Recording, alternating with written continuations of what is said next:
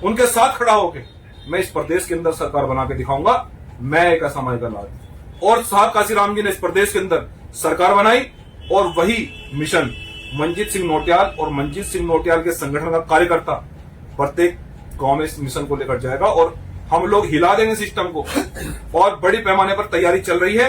बच्चा बच्चा काशीराम साहब के मूवमेंट को आगे ले जाने का काम करेगा। जैसे कि सर अलीगढ़ में स्कूलों को बच्चे में ताले लग रहे हैं, उनमें क्या कहना चाहते हैं? अलीगढ़ में स्कूल जो लोग विद्यालय पर ताला लगा रहे हैं हम उनकी सरकार पे ताला लगा देंगे, और जो लोग विद्यालय पर स्कूलों को बंद करने का फरमान सुना रहे हैं, लगभग 6000 स्कूल बंद करने का सरकार ने निर्णय लिया है।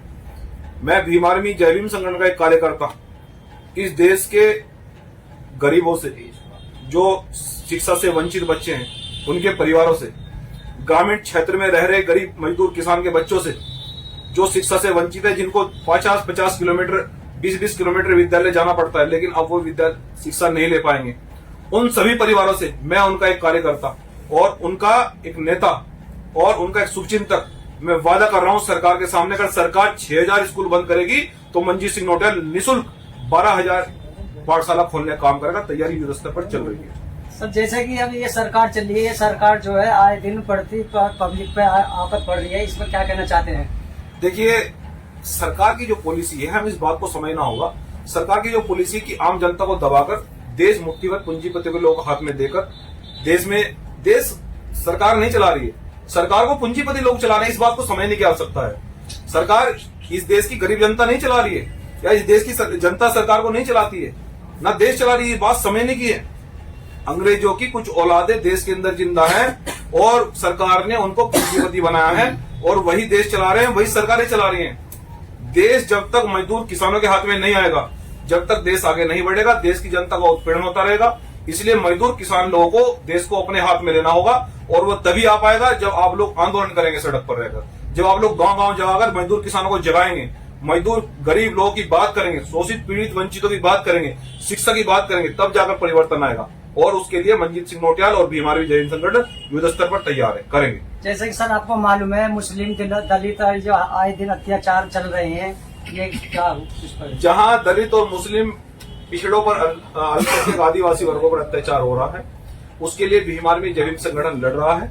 लेकिन हमारी इन वर्गों से ये अपील है कि आप ग्रामीण क्षेत्र में भीम आर्मी जय भीम संगठन को मजबूत करें।